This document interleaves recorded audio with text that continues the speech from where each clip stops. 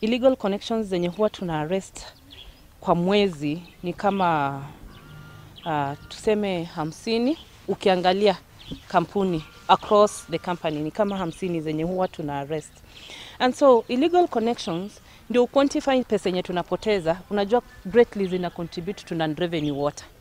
Non-revenue water yetu sahi iko at 43%. Kumaanisha maji yenye tunasambaza, tunapoteza. Unajua tunasambaza kile tuna recover only is 60% ya maji yenye tunasambaza. We lose around 43%. We can't account for it.